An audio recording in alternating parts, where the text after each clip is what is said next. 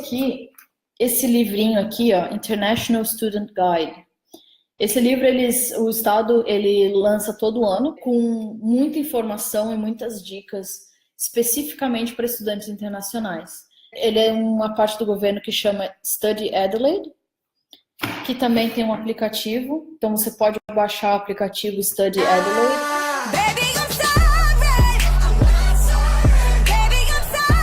Então esse aqui é o aplicativo do Study Adelaide, então ela te dá aqui informações sobre a tua chegada, trabalho, entretenimento e saúde. Daí você clica aqui e aí ele tem várias informações que você pode dar uma olhada depois com calma. Inclusive a informação do clima tá aqui, que eu peguei para vocês. Fatos sobre Adelaide, tem opções de acomodação, feriados, todas as informações tem aqui, focadas especificamente para estudantes internacionais. Aqui tem um pouquinho de informação sobre acomodação e custo de vida. Chegaram na Austrália, né? Vamos lá. Onde que a gente vai morar? A primeira preocupação. Quando eu vim, ofereceram um homestay. Para mim não foi interessante porque eu não queria, tinha um pouquinho de medo de tipo de família que eu ia ficar e tal. Tem também os apartamentos de estudante e as repúblicas, né? Como se fossem repúblicas, mas são apartamentos de estudante que você fica num apartamento individual. Só que o custo é muito alto. Ele custa entre 250 a 500 dólares por semana. Então, para mim, estava um pouquinho fora de orçamento. A opção que a gente escolheu foi pelos primeiros 6 meses, pelo site do Flatmates, a gente alugou um quarto, uma suíte, numa casa. O que super deu certo. A gente fez tudo no Brasil sozinha. Claro, a gente pesquisou muito, a gente não aceitou pagar nada antes de chegar aqui para não ser enganado. Assinamos um contrato só para segurar o apartamento, dizendo que ele começava a partir do dia que a gente chegasse. A gente morava, era uma casa de 2 andares, com 4 quartos, a gente morava com um japonês, um australiano e um casal de coreanos. Então, foi bem diferente, super multicultural, conhecer todo mundo, conhecer a cultura deles, valeu super a pena e a gente pagava um preço bem interessante para uma suíte. Com todas as contas inclusas para 2 pessoas, a gente pagava 260 dólares por semana. Ou seja, 130 dólares por pessoa. O que estava um preço super bom. A gente ficou ali por 6 meses e daí a gente alugou o nosso próprio apartamento. Por quê? Por que a gente ficou 6 meses lá? Porque para alugar um apartamento aqui, eles pedem que você tenha algum histórico aqui. Eles olham para ver se o teu credit history, né? O histórico de crédito, então se você paga as suas contas em dia. Então a gente fez logo que a gente chegou, a gente fez uma conta de telefone. E aí você começa a ter esse histórico de pagamentos em dia. E aí também tinha uma carta do nosso antigo, o dono da casa que a gente morava, dizendo que a gente pagava o aluguel certinho. Então, quando a gente fez isso por 6 meses para construir um histórico. Quando a gente veio alugar esse apartamento, foi super rápido. Todo mundo falava pra gente que era super difícil alugar apartamento aqui, que eles não alugavam para estrangeiro, que brasileiro para alugar apartamento era muito difícil. Gente, assim, a gente veio, olhou o apartamento, a gente gostou, mandou a aplicação com o nosso histórico de pagamento tudo certinho, mandou o extrato da conta do banco dizendo que a gente estava trabalhando, que a gente recebia certinho, que a gente tinha dinheiro para pagar. A gente foi, assim, em questão de 1 semana a gente assinou o contrato. Então, foi super tranquilo para alugar apartamento depois que a gente já tinha esse histórico. O pessoal que chega e já quer logo alugar um apartamento de cara tem um pouquinho de dificuldade por não ter esse histórico. Então, pensem que talvez vale a pena fazer um sacrifíciozinho aí de morar com outras pessoas, em outros lugares por algum tempo antes de você ter seu próprio cantinho, que a gente sabe que é gostoso. Bom, então, o custo de vida. O custo de vida aqui em Adelaide é o mais barato da Austrália. Então, você consegue morar bem e ter as suas coisas e tudo com um preço bem legal. Eu tenho, desde que a gente veio, como eu tô nerd, então eu sou a planilha do Excel. Eu tenho até a planilha que, se vocês quiserem, eu posso disponibilizar, de orçamento e planejamento de futuro, né? Que foi o que a gente fez quando a gente decidiu vir para cá, para juntar um dinheiro e tal. Então, assim, custos básicos, né? Para vocês terem uma ideia quanto custa morar aqui? Por semana, e assim, tem contas que são mensais, tem contas que são semanais, tem contas que são trimestrais. Aluguel você paga semanal, mensal você vai ter o teu telefone, internet você vai pagar mensal, e contas da casa você vai pagar trimestral. Luz, água, gás, você vai pagar a cada 3 meses. Então a conta vai ser um pouquinho grande, mas você está pagando em 3 meses. Isso tudo, falando de novo sobre contas, luz. A luz no estado de Austrália, apesar de ser o custo de vida mais baixo da Austrália, luz em South Australia é muito alta. Eles têm essa carência de geração de energia, então eles compram de outros estados, o que encarece bastante o preço. O que é uma conta de luz bem alta? Depende de onde você mora.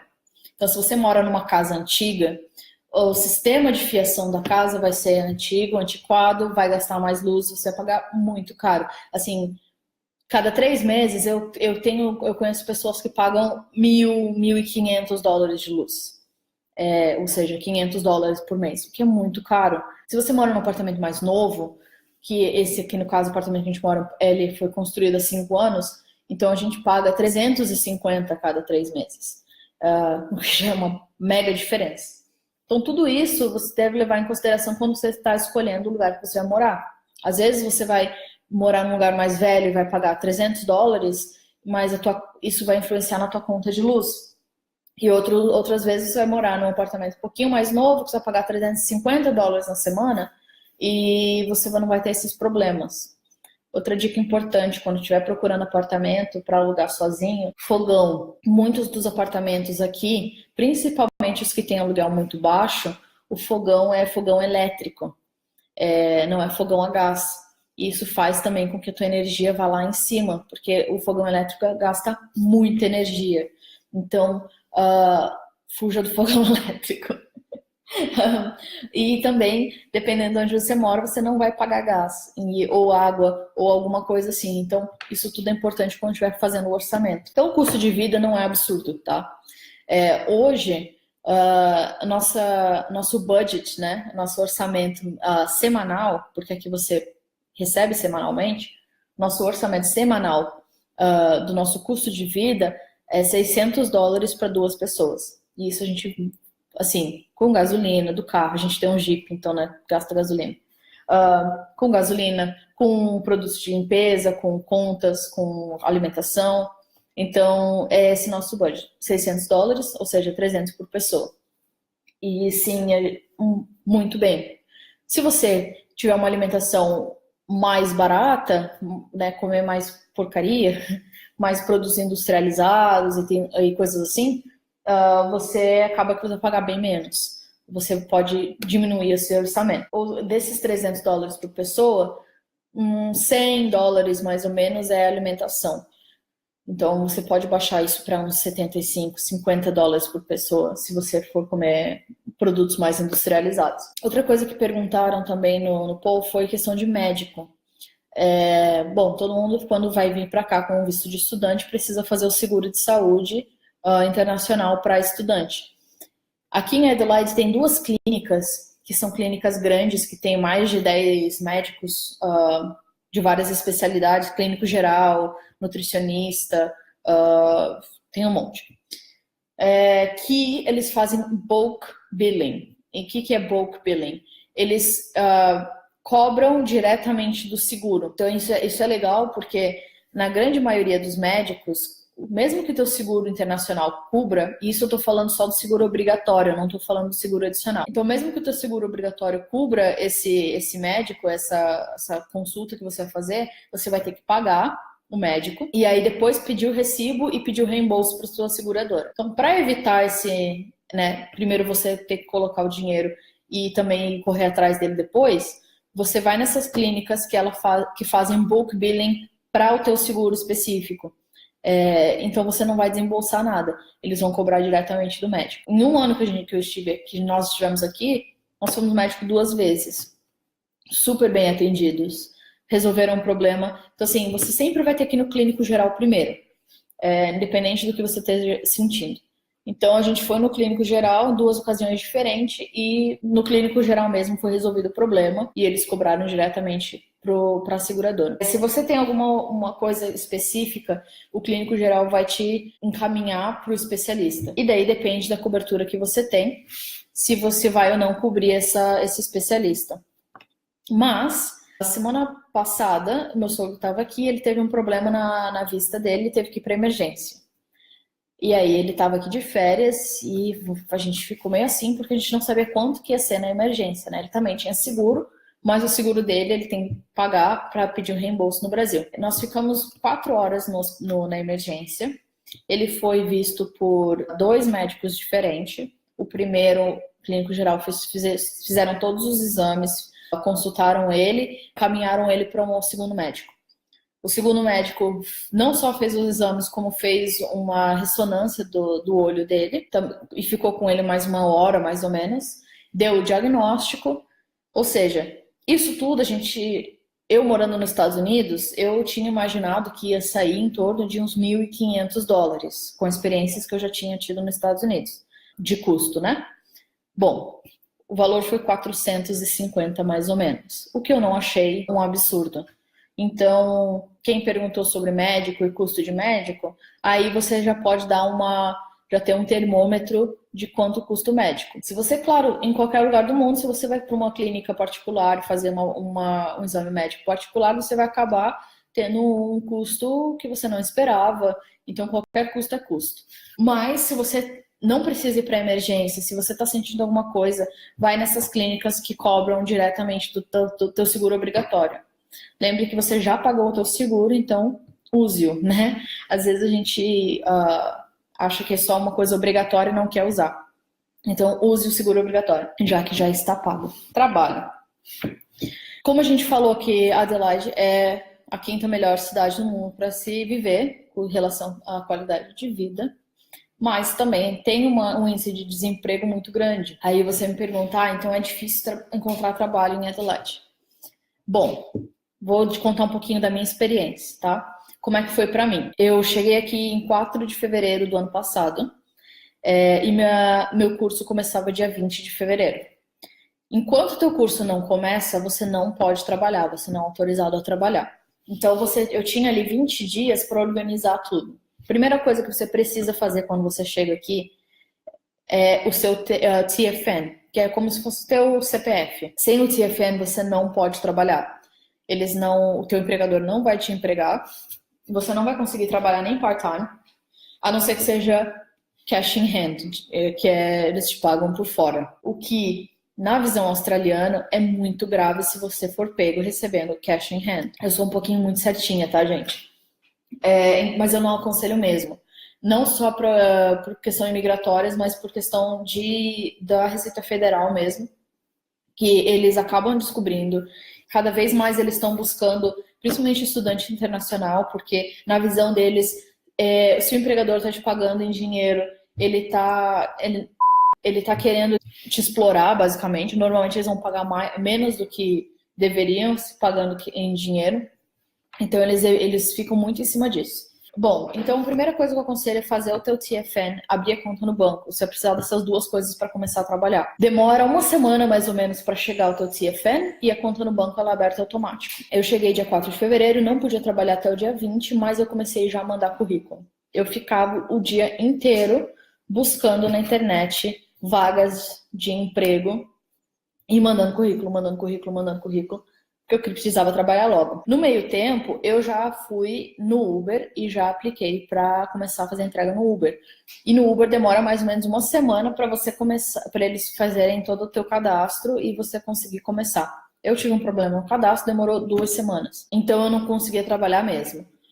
Bom, chegando mais ou menos ali pro dia 15 de fevereiro, começou em Adelaide o Fringe. O que é o Fringe? O Fringe é um festival de artes que acontece todo ano por 1 mês na cidade. Ele é o 2º maior festival de artes do mundo. Só perde para o Festival da França. Ou seja, de meio de fevereiro até março, e até o final de março, porque logo depois do Fringe tem outros festivais e outros eventos que acontecem na cidade, tem muito trabalho disponível na cidade. É uma ótima época para quem quer chegar e arrumar um trabalho rápido. O mais difícil vai ser o teu primeiro trabalho. Enquanto no teu currículo não tiver uma empresa aqui local, eles provavelmente não vão te chamar. Então eu mandei currículo para um monte de lugar, ninguém me chamava. Um monte de vagas abertas. E daí eu comecei a fazer diferente. Eu fui no Google e eu coloquei Catering Company, que são empresas que fazem buffet e eventos e comidas para eventos. E aí eu comecei a mandar currículo para todas as empresas, independente se tinha vaga aberta ou não. Qual que é o diferencial? Se a vaga está aberta, isso foi uma amiga minha aqui que me falou até que faz muito sentido. Se a vaga está aberta, vai ter 30 pessoas aplicando para a vaga. E aí você está competindo com um monte de gente. Muitas das empresas precisam de pessoas, mas não anunciaram ainda. Ou sabem que vão precisar de alguém daqui uma semana, 2 semanas, ainda não anunciaram.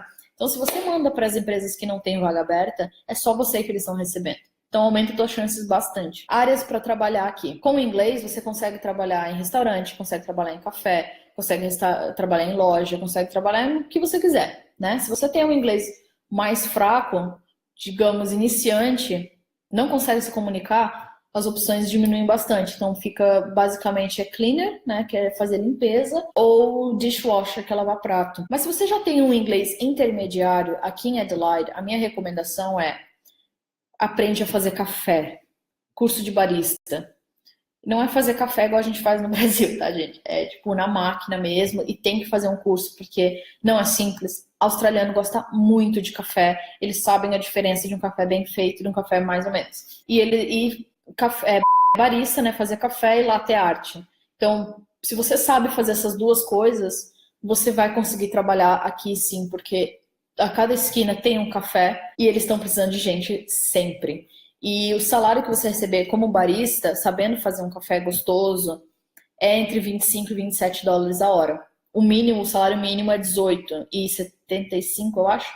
Então, você já está ganhando um salário bem legal. Nos restaurantes, normalmente, eles pagam o mínimo, entre 18, no máximo 22 a hora. Já quando você trabalha com catering companies fazendo eventos, porque não é tão fixo, normalmente eles pagam entre 25 durante a semana, 28 no sábado e 32 no domingo. 32 dólares a hora. E feriado é o melhor dia de trabalhar, que você ganha 50 dólares a hora.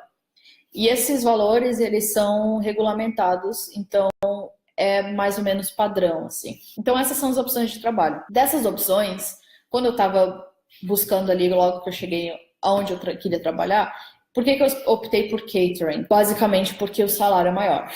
Restaurante você tem a certeza, tem mais certeza de que você vai ter ali o teu horáriozinho fixo todo dia, ou cada 2 dias, ou durante a semana.